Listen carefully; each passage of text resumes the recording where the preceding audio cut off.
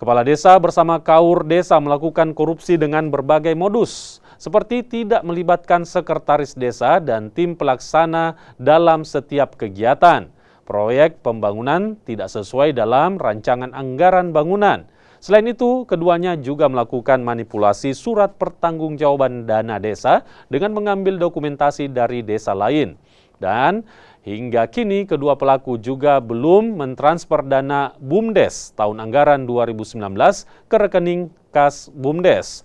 Kini kepala desa bersama KAUR-nya telah ditahan di Polres Buton Utara dan terancam pidana maksimal 20 tahun penjara.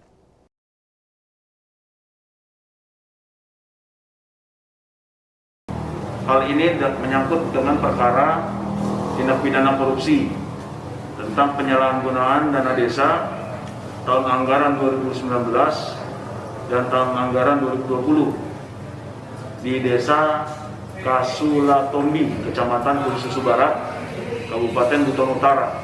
Ya. Dan dalam hal ini kita